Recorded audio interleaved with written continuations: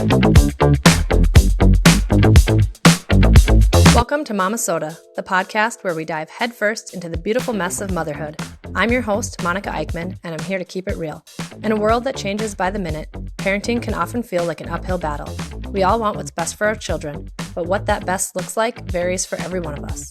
Momma-Sota is your passport to the unfiltered, unapologetic world of mommy. No perfectly edited snapshots or unattainable ideals here. We're here to share the ups and downs, the triumphs and tantrums, the mess and the beauty of being a mom. Join me as we explore the raw and authentic side of parenting. This is your safe space to vent, laugh, and learn as we navigate the unpredictable journey of raising strong, capable, and independent children for the future. Hey mamas, welcome to today's episode of Momma-Sota. It's me, your host, Monica Eichman. I'm a stay-at-home mom to 3 highly motivated children. My son Malachi is 7, daughter Athalia is 4.5, and my youngest daughter Jezebel is almost 2. My oldest has always been really into numbers, from keeping scores to memorizing how many of something there is. Right along with this is his intrigue about money and selling things to make even more money. Joining us today is special guest Tasha Harris. As a mother, she knows what it is like to step away from your own career and embrace your child's entrepreneurial spirit. Tasha worked in corporate banking and finance before stepping away to seek respite from burnout. Shortly after, she helped her teenage daughter start a candle-making business as a means to escape the pressures of a pandemic-defined teenage existence. Welcome, Tasha, and thank you so much for joining us today. Thank you for having me. I'm happy to be here. Yeah, so we're excited to get into everything that you're doing now with your daughter. But before we do that, just tell us more about yourself and your family. Sure. My immediate family is my husband, Rennie, my daughter, Kobe, who is the youngest. She is 21, soon to be 22, and I have a son. He is 27. We are officially empty nesters. Kobe got her first place with 2 other friends recently, and yeah, it's been pretty amazing to see my little birdies fly independently, but that makes me an empty nester, so I had to quickly find something to fill in my time and space at home. And so we just rescued Ethel, who is a 5-year-old English bulldog. That empty nest phase, both exciting and sad, I think, for a Yeah. lot of parents. Exciting. We're leaning into exciting. Awesome. That's the way to do it. Yeah. Yeah. So let's go back then. Take us back to just like, so we have a timeline here, when you first became a mother, and tell us what you were doing at that time. Sure. I was working full time in corporate. I'd started really early at age 19. I had an internship in high school that positioned me well it was in corporate, what was the Academy of Finance? I was in a magnet program. And because of that, we were granted internships for the summer at local sponsoring corporations of the program. And so I ended up at Dayton's, and I'm dating myself, in the credit department. And then on a whim, went across the street with a friend to fill out an application. I remember it was a paper application at IDS Financial Services. Oddly enough, I got hired, she didn't. And I started my corporate career in 1990 when I was 19 years old. I was there for, yeah, the majority of my career, which included both of my pregnancies. And so I was a single parent, co-parenting with my son's father. We were in relationship until it didn't work, but we remain great friends and great co-parents and have an amazing blended family. I was about 25, yeah, 25 when I had my first son, or my first child, my son. He was amazing. I think I was totally prepared well, no, I won't say that. I was prepared to give birth and have a child, but I was not prepared for what motherhood would be. I It don't think it was, matters what like books or apps or things that we read or try to study up on.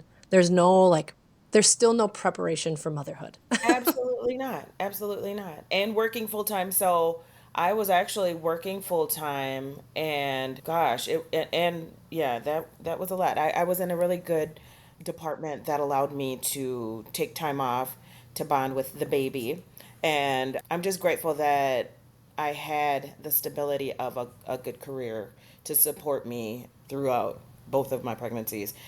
My kids are about 5 years apart, and so I was still with the same company, not the same department, working. I've always considered myself a hard worker and lifelong learner. So in between the two, they paid for my undergraduate degree and my master's degree. And so I worked and I went to school full time and was a mother full time.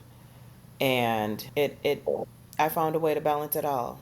I didn't experience burnout in my career until much later on. But yeah, that was And so, what the early phase looked like. so the early phases when you're dealing with, I mean, even 5 years apart, that's still like 5 years old and a newborn, or 10 years old and a 5-year-old. You're balancing that, working full time, going to school, and like you said, that's not when you'd think you'd experience the burnout. That's not when that occurred for you. So can you tell us more about that later period and when the burnout happened? Oh, sure. Yeah. I've always considered myself a highly driven person, and so whatever I wanted, I had a good work ethic and believed in myself enough to pursue it. And so I think that was what really propelled me to complete school while being a mom and working full time. I really enjoyed my job and had good support, good family support, and support enough where I could take classes during the day or in the evening. And my leader at the time was very supportive of me completing my master's, and so she allowed me the flexibility within my role to go to school and come back throughout the day. And then at night, when I had night classes, my parents would keep the babies. Once I graduated, I think the pressures of climbing that corporate ladder and achieving what I defined as success for my career became more challenging. The higher, in the ranks that I became within the different roles, there were different cultures that just became oppressive in a sense. I think I had, assumed like if I, follow the map, the plan, get your degrees, and you shall achieve the success, throughout your career. It just that wasn't easy, and I don't think had anticipated or was prepared for the pushback and the challenges that came along with leadership and just different people personalities and leadership and how organizations were structured. There was a lot of BS I had to put up with, and that was way before the time where, now where there were labels to describe what I as a black woman was experiencing in corporate America. Because I was in banking and finance, I was one of very few always in the room, one few black women, few women. It just wasn't, I was one of very few. And so that I began to feel the sense of pressure from that. I'd say that, yeah, as my roles changed and my responsibilities grew more front facing. I'd say it was in 2018 that I really started to feel the pressure within a new role. And I didn't realize, I followed that. They dangled the money carrot in front of me, and I just didn't have enough information about where the team really was and what was coming down the pike, what projects were coming down the pike. It seemed like a good fit. It felt like a good fit for 4 months, and then things changed. And that's when I really started to feel the pressure. And I became, in my opinion, an easy target because I was newer, an easy target to lay blame to lay blame on. And so the pressure of trying to perform and really meet those expectations became a lot. And I started, it was my family that told me that they were noticing a change in my behavior, a shift in my, overall brightness, a dimming of my light, especially on Sunday nights when it came time to prepare for, going to work. And so one day it just got really hard, and I just grabbed my purse and walked away. I knew things were like coming to a head, but I just didn't. I was always a planner and I was trying to figure out like what would be next. Unfortunately, it got to a breaking point where, I didn't have a plan, but I had a supportive family and husband that, encouraged me to step away and do what I needed to do. And when the time came, that's exactly what I did. Little did I know, like 3 months later, the world would join me in a collective pause due to COVID and the pandemic. And it really, I mean, the world completely stopped, and it allowed us time, me in particular, time to reflect and just deflect, and just try and just detox from what I had experienced. My 19, well, gosh, no, it's 28 years in corporate. And so having the time to really focus on what was going on around me, I saw the impact. My daughter was in high school. She was in distance learning and just really struggling. Like I didn't really know what anxiety was until I saw it in her. And then the mom in me kicked in. It's like, what do we have to do to make things better? What can I do? What's in my control to help her get through this? And so it wasn't like a one size fits all. We tried a few things, just being really cognizant of activities, things that made her feel good. Music, she loves dance, aromatherapy. We were just like buying all the kits and just being intentional about coloring or just doing activities that took our mind off of what was really going on in the world. I was also, that quiet time also allowed me to reflect and recognize that I too, like, she was mirroring what I was feeling. And by the time I slowed down to recognize it, we were in the midst of this pandemic and everybody was spiraling. And so, I mean, thank goodness that we found a really good counselor for her to speak with. And she began therapy, and just having a voice and an outlet to communicate what she was feeling to someone other than her parents really proved to be helpful. And it wasn't like overnight. I saw the benefits of it. And so me and my husband also, I mean, we're like, hey, we're going through some stuff too, recognizing again, so being so observant upon your kids. I was so grateful to have the time to step back and say, shoot, I think I'm feeling this too. And so the entire family was in therapy and continue to be, not as frequent as back then, but I mean, we go in for tune-ups, and it's really helped. Like, it's brought to the forefront the ability for us to be like advocates of therapy and having someone to talk to amongst our friends in our community. And that wasn't something that was really talked about prior to 2020, and certainly not in my generation or my parents. And so we want to highlight the ability to talk about mental health without stigma by highlighting our stories and our experiences and the simple things that we did to continue to ensure that, hey, there's some balance, there's some opportunities to talk about and reflect and slow down and deal with this thing we call life. There's a couple pieces throughout the story that bring me back to the same piece that I wanted to highlight, is looking at your story and the decisions that you made and continue to make. I see it returning to noticing and knowing the importance of taking care of yourself first. I mean, even with your career, looking at it, and your family being able to look at it and push you to a point where they're saying, it's okay that you don't have another job lined up or another path lined up or a decision, but you've been pushed to a limit here. And for you to just, like you said, get up and walk out, because that was going to be the best decision for yourself versus struggling through it while you're trying to decide what's next. And sometimes what's next is just letting something go. Yeah. And then even more recently, like you said, noticing in your daughter and for yourselves that therapy is what's needed. That we don't have to do everything on our own. Right. Right. And so you experience then that shift from corporate banking to focusing on your family, their wellness, and your wellness. What was at that time some of the hardest adjustment you faced moving from the high stress career to navigating like the chaotic realities of motherhood and being home? Oh gosh, it just was, I think, the rigidness of having a schedule and having ownership and responsibility of making sure that ship sailed straight.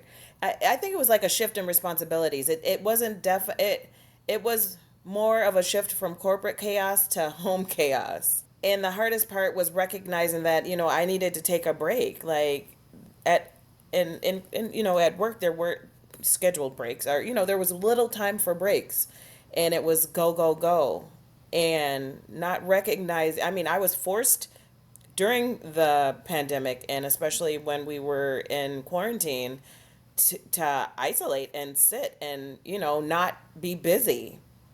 And that was kind of a hard transition, just learning how to relax and not be doing. That was the biggest shift. Like I said, I was pregnant, I went in school and working full time. I've always been doing. Learning how to relax and just be was the biggest challenge.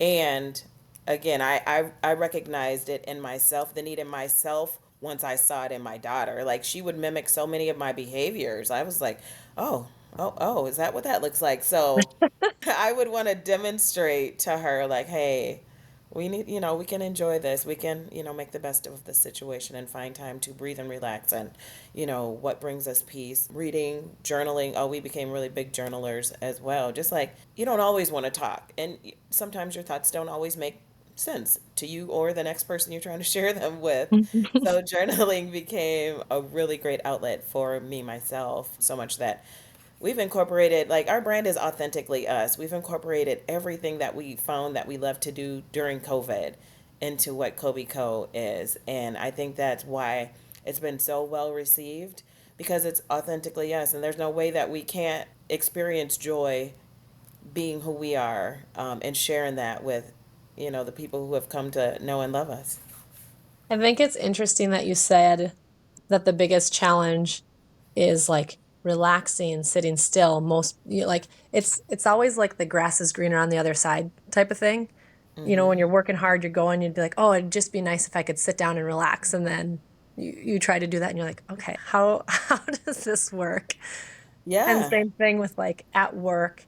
Not that you don't have some autonomy, but like everyone's telling you what the project is and what the goal is and what step you need to, take and do next. Whereas like being at home, you have to take that initiative to say the dishes are happening now or the laundry's being done, or, there's no one telling you what's next. And so it's just like you think again and be like, oh, it's so nice not to have anyone tell me what to do.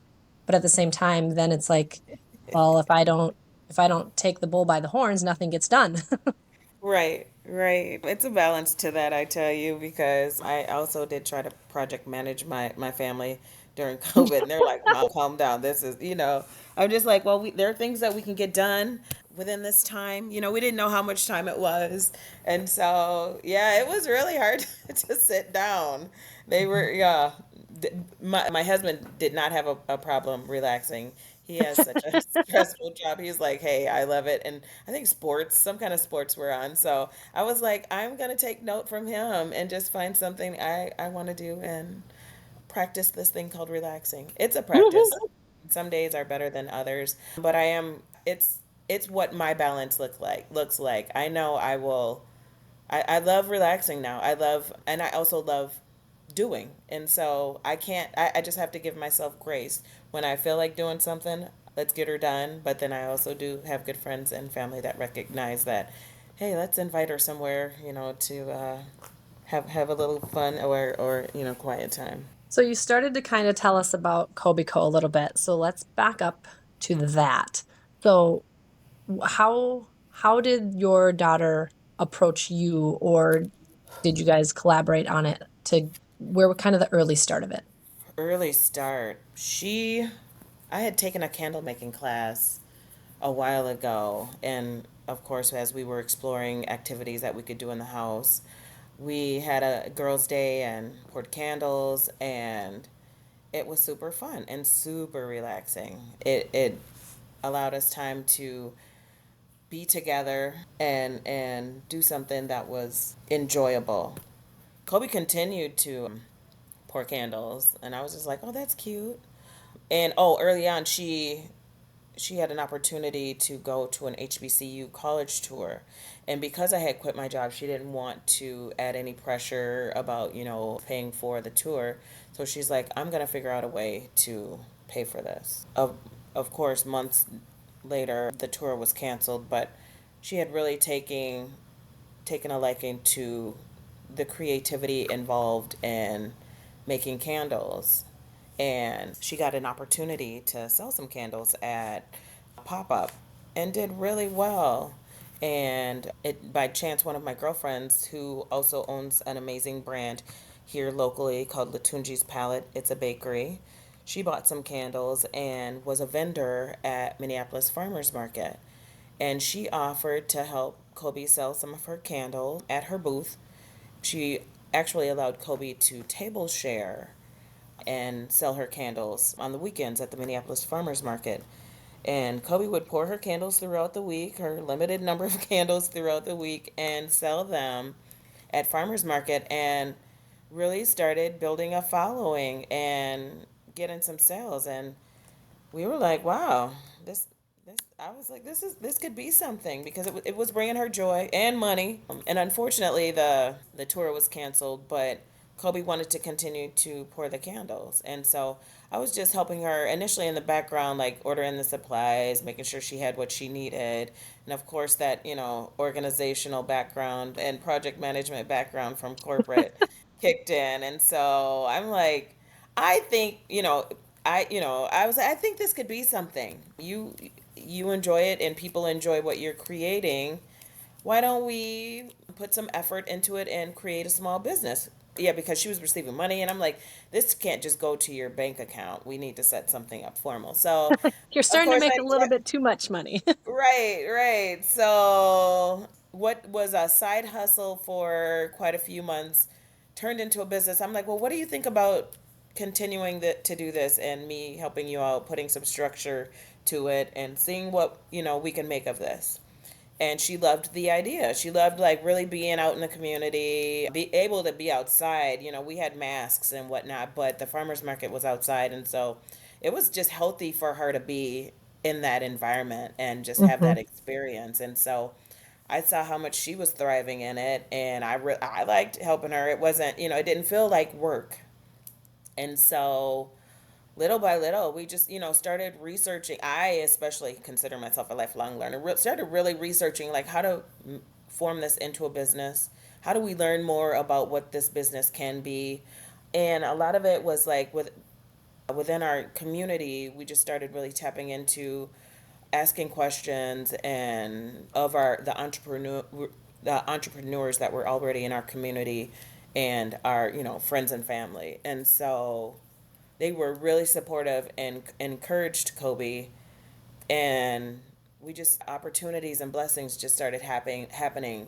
I would say it was a whirlwind. There was a target program, a pro bono program that we got into, and it was comprised of target volunteers from different departments, but it was a marketing campaign that they put together with on behalf of Kobe Co. and with Kobe Co. What was really cool was because a lot of it was based on our input, what they were able to create and how they were able to polish our story and create, I mean, just really polish our brand story and our brand materials themselves.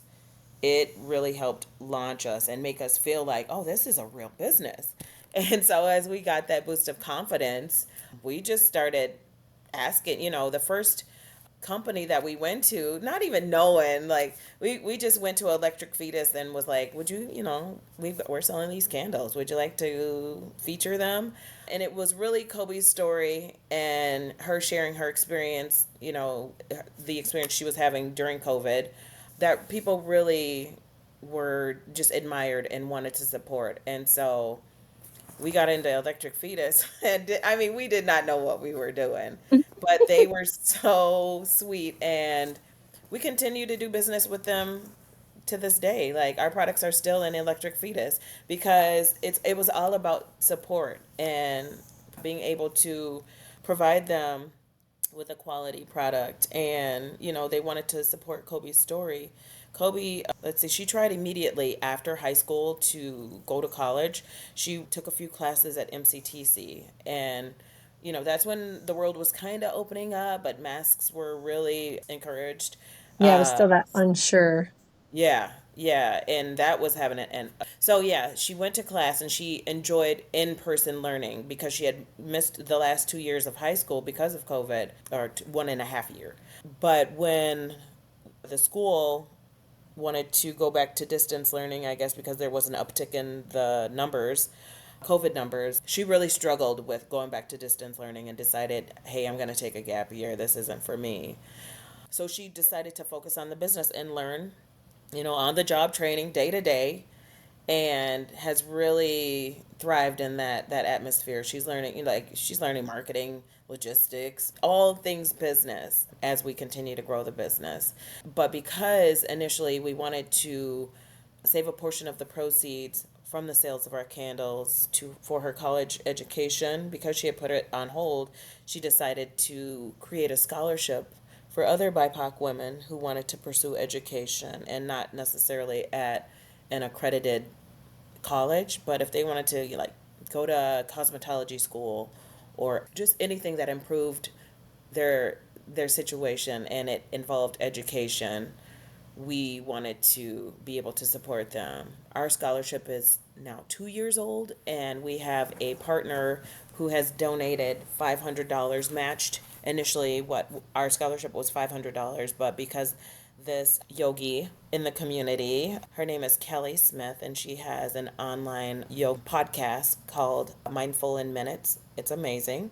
She donated proceeds from the advertising of a specific podcast that featured Kobe Co to our scholarship. And so for the past couple of years, we've been able to increase the amount of actually divide the amount and provide two scholarships to local women here that have decided to pursue a form of education.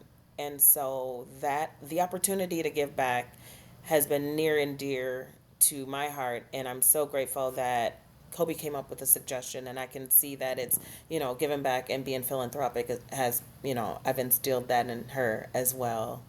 And so as a brand, that makes us, again, that's authentically who we are and why I think people authentically love us back.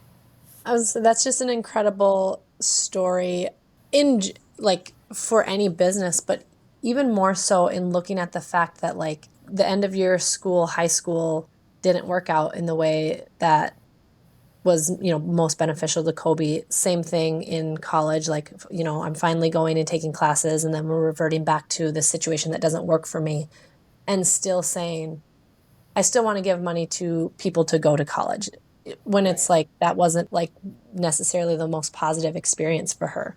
Right. She made it a positive.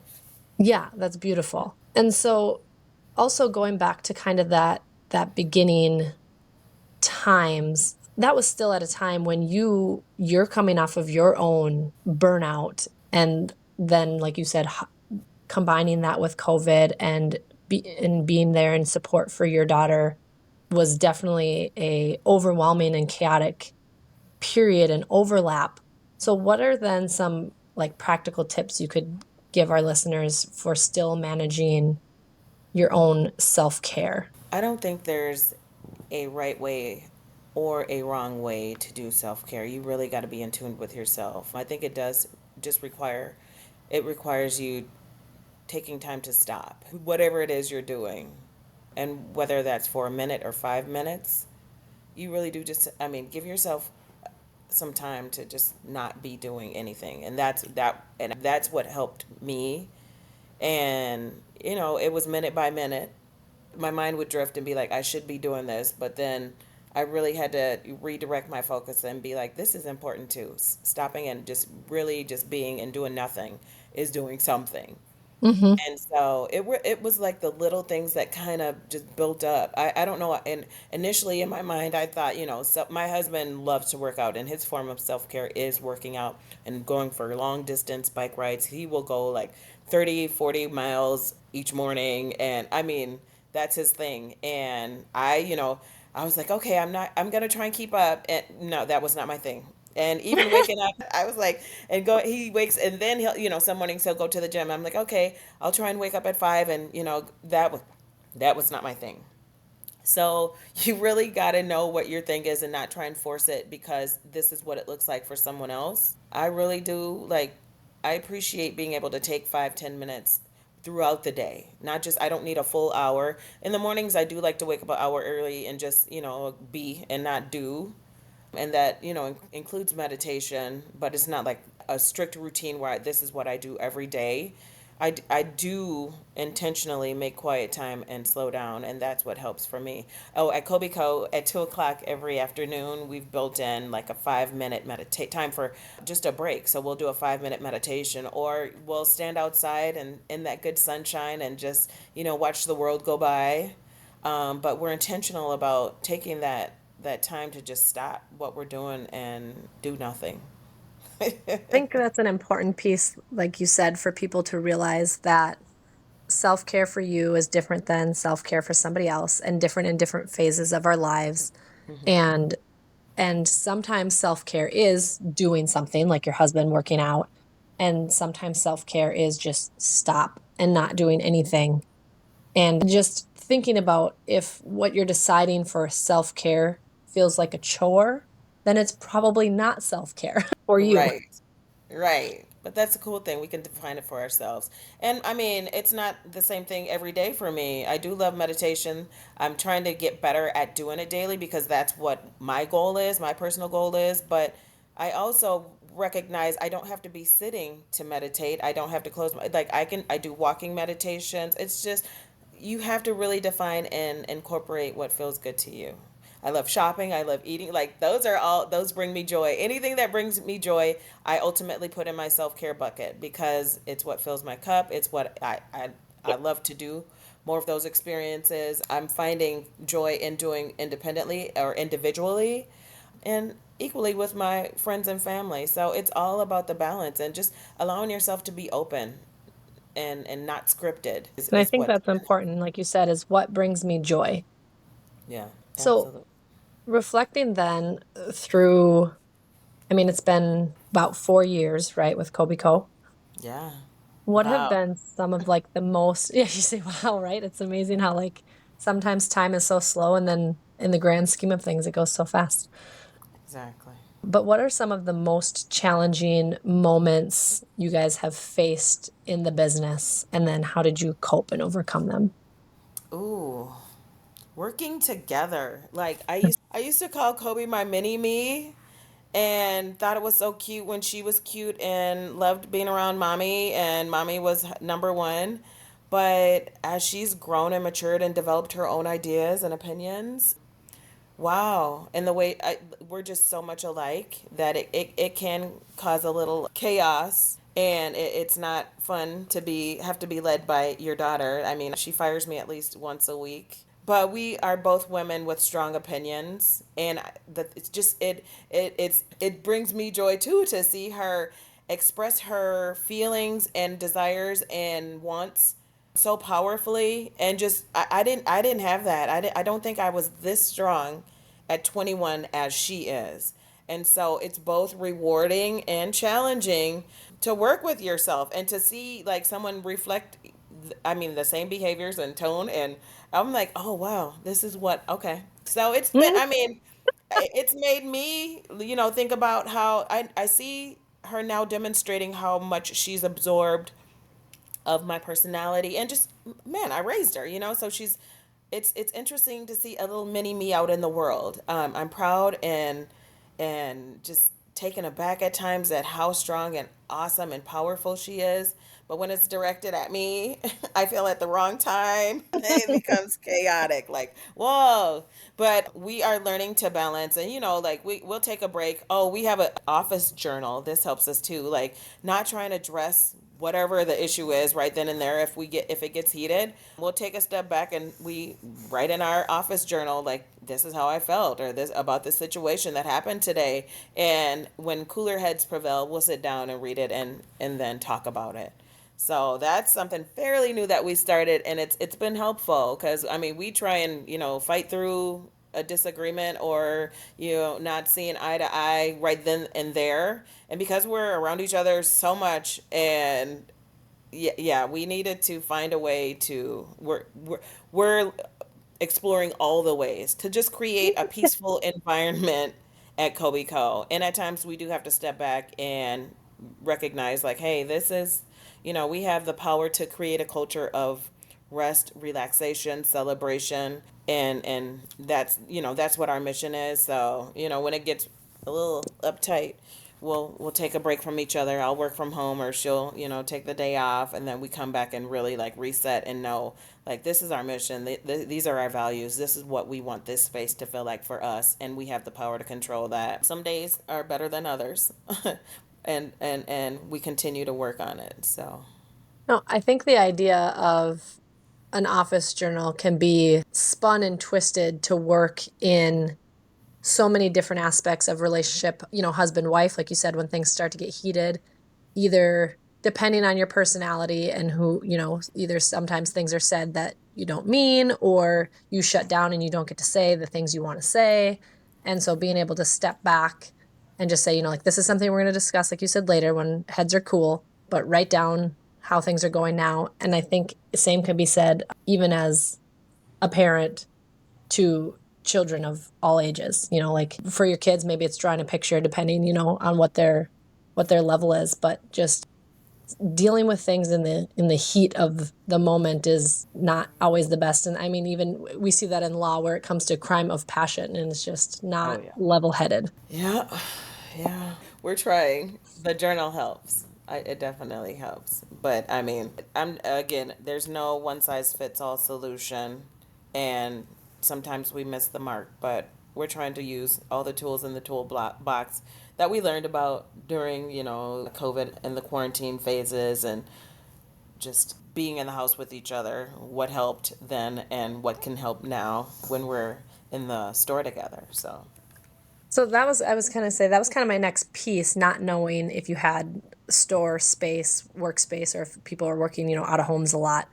With Yeah, we have her, retail in downtown Minneapolis, right across the street from Target on Nicollet Mall. So we're on the Ninth Street side. So our okay, studio, we host candle making workshops and sugar scrub making workshops in our studio, as well as we sell our all of our products. So it's a retail store as well. excellent.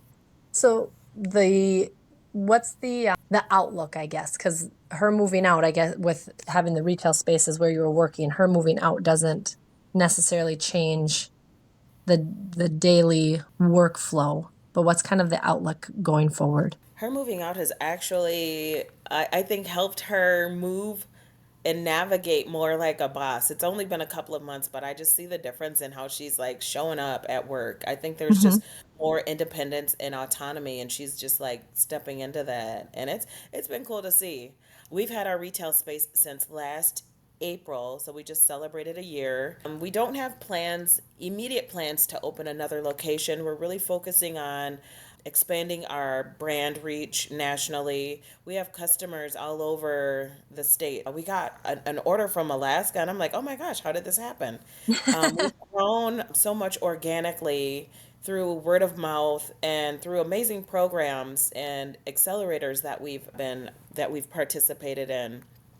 But we really want to focus on growing our e-commerce business because it kind of fluctuates. We have a team of contractors that help us at our events, pop-ups and festivals and whatnot, but day to day in the store, it's Kobe and myself, and we just lost a team member that was near and dear to our hearts. She went on to start her own business, and so we're excited about that.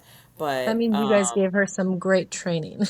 absolutely. She was, I mean, gosh, that's a whole nother story. Like employees and finding the right people and Hmm. finding people, period, who want to work. That's its own challenges.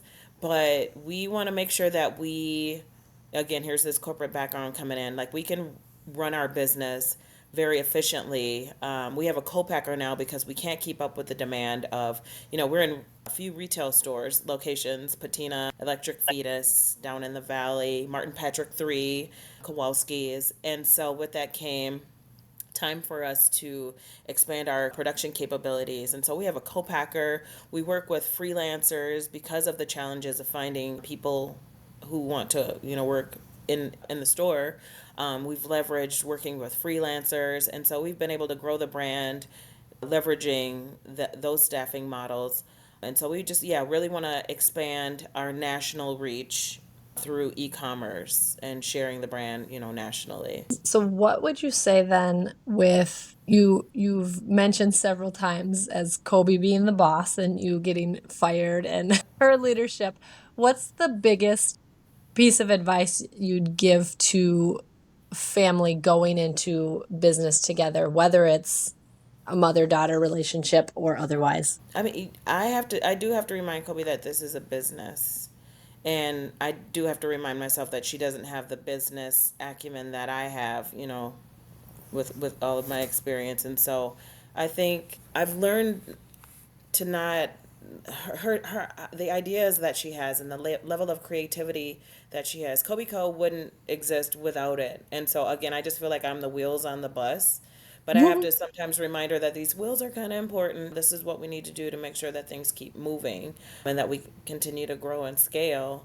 But I also, like, early on, I found myself like, oh, that's that idea we can do later or whatever, like kind of putting her ideas off until she called me out on it, like I would expect her to do. And then it really made me stop and think like, hey, I need to give her, make sure that she feels like she has a voice and autonomy in her company to make decisions. And so, man, that was hard for me, but to let go as a mom and oh, just yeah, trying to mom her at work, that's not a good look. We really had to work through defining our roles, and again, that's where therapy came in great use. Having a mediator to help us really understand, like, there's a difference between being business partners and you being her, me being her parent and her being my daughter. And no, there's not a way to completely separate it, but there's a way to really think about it and in our approach, and we continue to work on that. It has yet to be perfected, but we continue to. I'm grateful that we are aware of it and strive to do better each day. Gosh, there I go. I went off on a tangent and forgot your question. I'm sorry. No, I mean, that's the important part is just knowing that like we're each our own individuals and we each, as we have something to offer and like, and you did answer the question is there's, there's business and there's family relationship and finding that balance between respecting both parts of that relationship. Absolutely. And we also, like, we are really intentional about, like, now that she's 21, we love to go out to like nice restaurants. We are on the same block as 801 Fish, and they have a great happy hour with oysters on Thursdays. Shameless plug. We love to go, just hang out, and it's a beautiful. Minnesota has beautiful summers. We have our beautiful new dog Ethel that we love to hang out on patios with. So it allows us to have quality time together away from the office and just enjoy each other and talk about what's going on in our worlds outside of Kobico. And so that was kind of, yeah, the last piece I wanted to end on was full circle, leaning into, you said, embracing the happiness and the fun part of being an empty nester. Oh yeah. So besides getting the dog, what have you kind of, what's kind of changed or done? I know it's only been a couple months, but Oh gosh, not having I we know who's gonna do the dishes. It's like, the chores list. Oh, I'm responsible for the chores now, so not having to fuss about that. I can only blame myself. right. Um yeah. No, it's quiet. I'm finding myself enjoying the quiet and not necessarily having to pop up and be on in parent mode and make sure that she has everything she needs to start her day. Just a slower start to the day and a more focused start to my day. And then being outside more with Ethel. It's been we take long walks. Well, long for her. She's a bulldog. She's not going to go too far. Yeah. But we take, Yeah. and she'll let you know when she doesn't want to walk. But we're taking more walks in the neighborhood and exploring, meeting other dogs, and we have beautiful parks in our neighborhood. So enjoying Minnesota. I think slowing down and enjoying my neighborhood and Minnesota summers in the mornings is what I'm coming to enjoy. Before, I would just love to be able to have any time to sleep in. But with this slower pace in life, it's my mornings are just beautiful, and they're what I make of it. And no two are the same. Some days I know we have like a lot to get done and I'll crack open the laptop sooner than I'd like to, but it's just again finding that balance. I'm so grateful that I'm not rushing out of the house every morning by 6:30 to go to the park and ride and hop on the bus and hit that, gosh, hit corporate again. And so I Hmm. mean, that's really what drives me. That's what I do not ever want to do or experience in life, and that's my why. And I asked Kobe what's her why, and she's still working on defining it. But for her, I mean, she's loving what it is for her now. And so I'm just grateful that we both have the space that and the time and are blessed to wake up and do this every day together. And I think that's kind of the beauty of it all is we're all in stages and phases of life, and what drove you when you were 19, 20, and in your 30s was that go, go, go, go, go mentality, and what's driving you now is being able to slow down and stop and enjoy, and Right. just embracing each of those phases of our lives is really an important. I'd agree. So with that, then we are all wrapped up. Tasha, thank you so much for joining us and sharing your story from corporate banking to entrepreneurship with your daughter. Beautiful journey. And to all you listeners, until next time, keep doing your best. Thank you for joining me on this roller coaster of momming right here on Momma-Sota. I hope you enjoyed our candid conversation about all things parenting, where perfection is left at the door and real life takes center stage. Stay tuned for more heartfelt, unfiltered discussions in the next episode. And if you haven't already, don't forget to subscribe, rate, and review Momma-Sota on your favorite podcast platform. Your feedback means the world to us. Until next time, this is Monica Eichmann signing off. Keep rocking that mom life, and remember, you've got this.